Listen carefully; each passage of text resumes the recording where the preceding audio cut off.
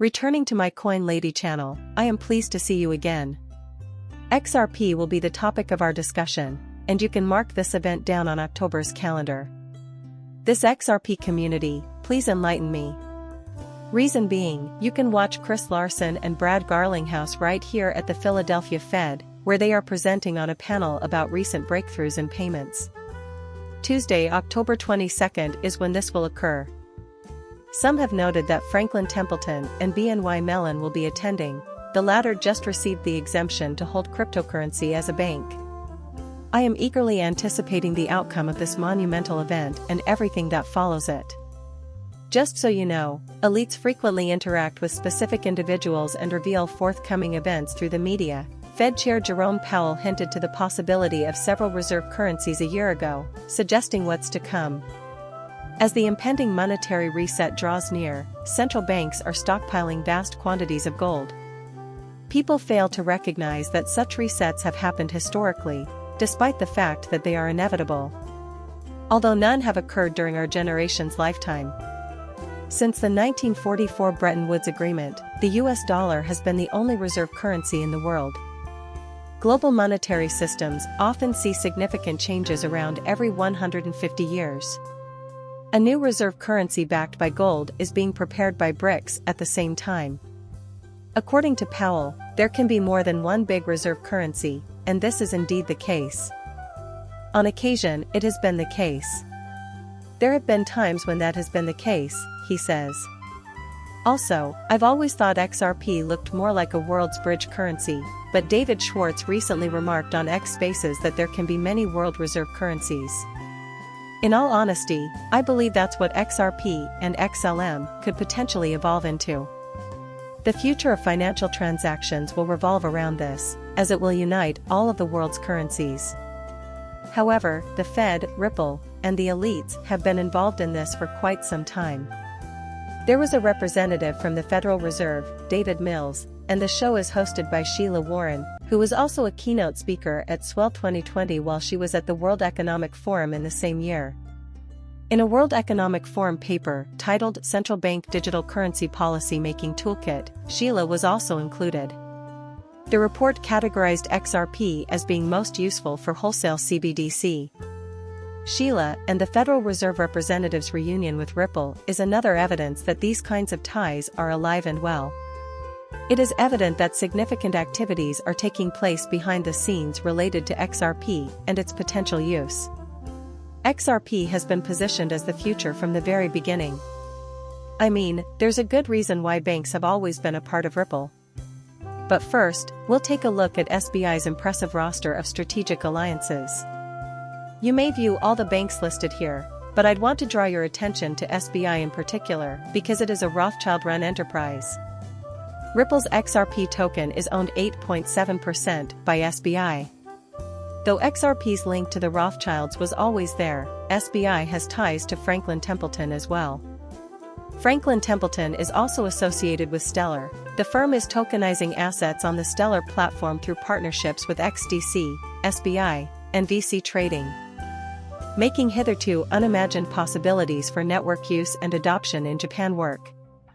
We may implement use cases based on blockchain technology, such as trade finance, payments, and tokenization, with the support of this alliance.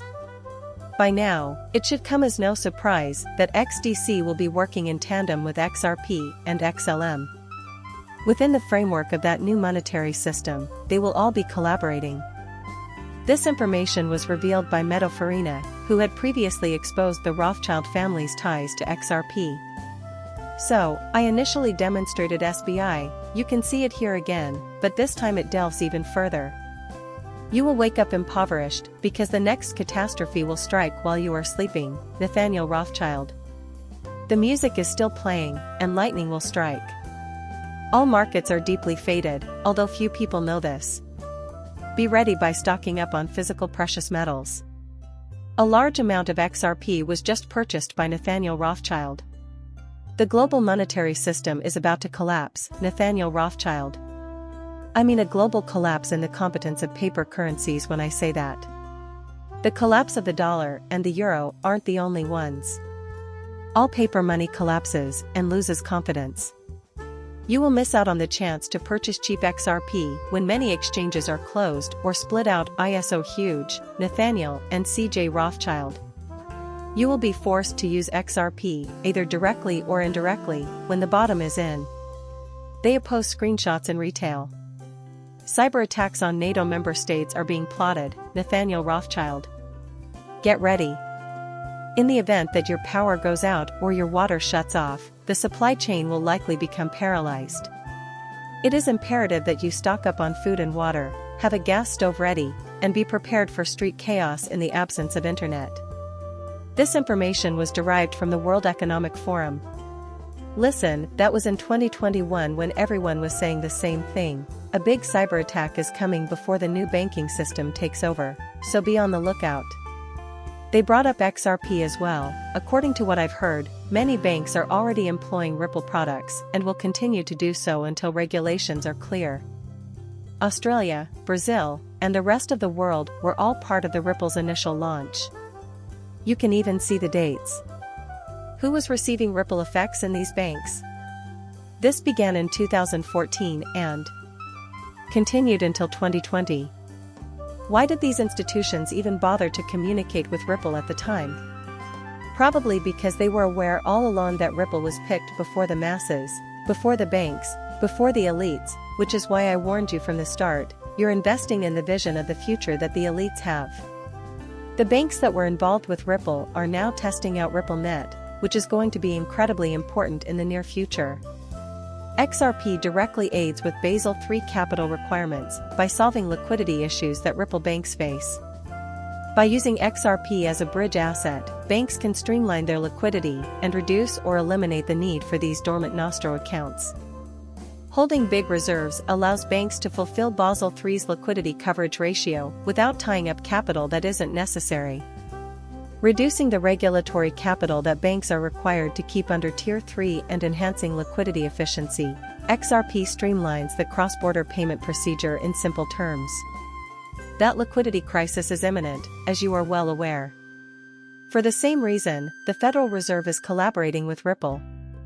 We are so near to that new financial system, you could already see it coming, because it is already being built, and this goes back to 2014, a decade ago, when Ripple started putting all these ties together with the banks. However, it is more relevant now than it was then.